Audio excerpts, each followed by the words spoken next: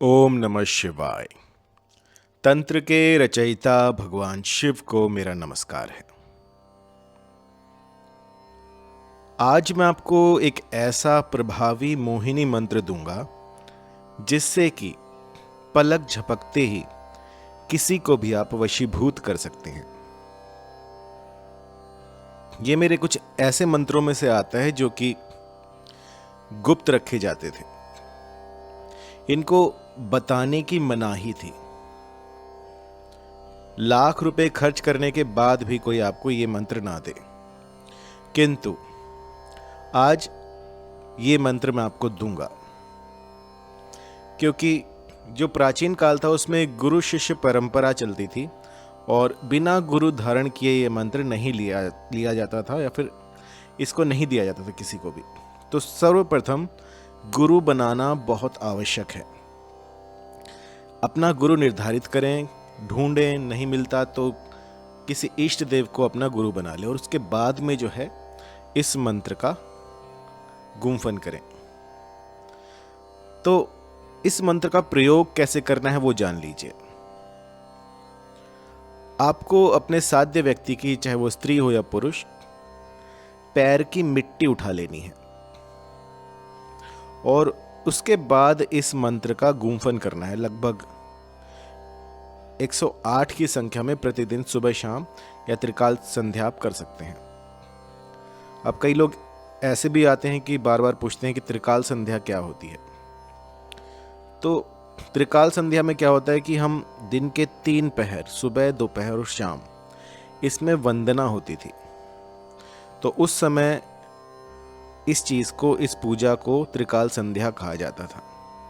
जो योगी होते हैं, जो हठी होते हैं, उनकी एक दिनचर्या होती है कि 3 समय पर वो पूजा करेंगे, तो उस समय को त्रिकाल संध्या कहा जाता है। यदि किसी भी चीज की आपको सिद्धि करनी हो तो त्रिकाल संध्या बहुत ही महत्वपूर्ण है। यदि आप किसी भी मंत्र को त्रिकाल संध्या करते हैं तो वो कुछ ही दिनों में असर दिखाना शुरू कर देता है। और इसका पहर जो होता है, सबसे पहले ब्रह्म मुहूर्त सुबह 4 बजे से लेके 6, 7, 9 बजे तक आप कर सकते हैं। दोपहर में 12 बजे से 3 बजे तक, और फिर शाम को 6 से 8 तक या 9 बजे तक आप कर सकते हैं। तो ये पहर होते हैं, इनमें इन मंत्रों को उजागर किया जाता है, इनकी जो है साधना की जाती है। तो सबसे पहले आपको क्या करना है कि ये जो मंत्र है इसको कंठस्थ कर लीजिएगा। आपको इस मंत्र को कंठस्थ कर लेना है और उसके बाद में जो है आपको इसकी साधना करनी है, क्योंकि यदि कहीं पर त्रुटि हुई तो ये मंत्र सिद्ध नहीं होगा। सबसे पहले इसको ऐसे कर लीजिए कि बस आंख मूंद कर आप इसे बोल सकें, और उसके बाद आप आगे की ओर अग्रसर होइएगा। आपको ये साधना किसी वीराने में, किसी खंडर में, किसी गुफा में, किसी वन प्रदेश में करनी है। कोई ऐसा इलाका जहां पर कि आसपास कोई आता जाता ना हो।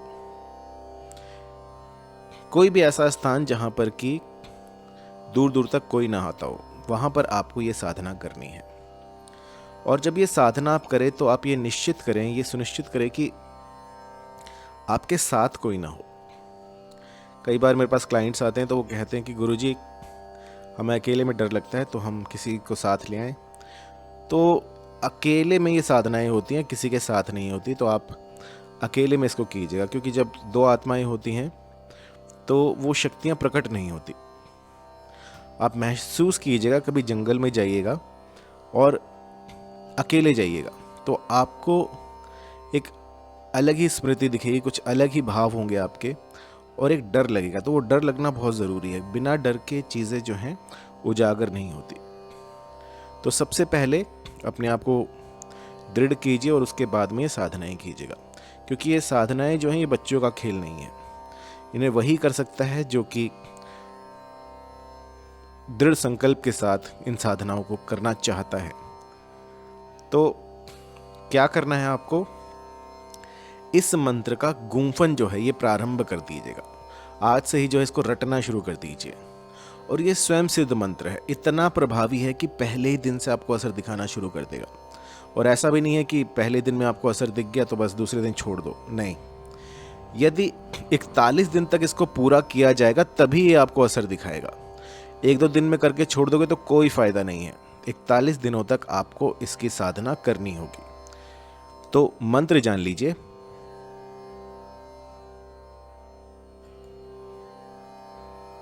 मंत्र है ओम नमो मोहिनी महामोहिनी अमृतवासिनी ऐं नमः। सिद्धि गुरु के पाए जाऊं अर्जुन के वाण। धनेश्वरी की माटी बांधो घाटन बांधो पाटी मेरी भक्ति गुरु की शक्ति फुरो मंत्र ईश्वरो वाचा। मंत्र एक बार फिर से। ओम नमो मोहिनी महामोहिनी अमृतवासिनी ऐं नमः। सिद्ध गुरु के पाए जाऊं अर्जुन के वाण। धनेश्वरी की माटी बांधो घाटन बांधो पाटी मेरी भक्ति गुरु की शक्ति फुरो मंत्र ईश्वरो वाचा। तो आपको क्या करना है कि इस मंत्र को कंठस्थ कर लेना है। जितना अधिक हो सके इसका जाप कीजिएगा, 1000 बार 2000 बार जितना हो सके, जब तक कि आप आंख मूंद कर इसको बोल ना पाए। जब तक आपको ये ना लगने लगे कि आप आंख मूंद कर इस मंत्र का जाप कर सकते हैं, तब तक आपको जो है इस मंत्र की साधना करते रहना है। अब कई बार ऐसा भी होता है कि जब हम साधना में बैठते हैं तब मंत्र भूल जाते हैं, और उस समय पर ये जो आपकी साधना होगी उसमें विघ्न आ सकता है। तो क्या करना है आपको कि लाल कपड़े पहनकर पूर्वमुखी होकर 41 दिनों तक एक ही स्थान पर, अगर आपने एक स्थान पकड़ लिया आज, तो ये नहीं है कि कल कहीं और उठ के चले जाओ, वहाँ चले जाओ, नहीं। उसी निश्चित स्थान पर आपको ये साधना करनी है। और ये साधना करते हुए ये ध्यान रखें कि आपके आसपास कोई ना हो। थोड़े नैवेद्य रखें, थोड़ी लोबान रखें, धूप दीपक जलाएं, और उसके बाद में मंत्र जाप करना शुरू करें। और जब ये साधना करें तो ये सुनिश्चित करें कि आपको कोई देख ना रहा हो। और जब तक ये साधना पूरी ना हो जाए किसी को भी इस साधना के बारे में ना बताएं कि आप ऐसी कोई साधना कर रहे हैं, क्योंकि जब तक साधना फलित नहीं होती उसका व्याख्यान कर देना किसी के सामने उसे विफल कर देता है। तो अपने मन को संभाल के रखिएगा और किसी को साधना के बारे में मत बताइएगा। जब तक असर ना दिखे तब तक किसी को कुछ ना बताएं, और जब असर दिखने लग जाए तो फिर तो बताने की ज़रूरत ही नहीं है। तो जितना गुप्त रखोगे, मदारी मत बनिए कि सबके सामने उसका व्याख्यान करते फिर रहे हो। ये साधनाएं होती हैं, जितनी गुप्त रखी जाती हैं उतनी ही जल्दी ये फलित होती हैं और उतनी ही प्रभावी होती हैं। तो कुछ चीज़ें जो आपको नोट करनी होंगी, इस साधना काल में आपको मांस, मीट, मछली, अंडा ये सब त्याग देना है।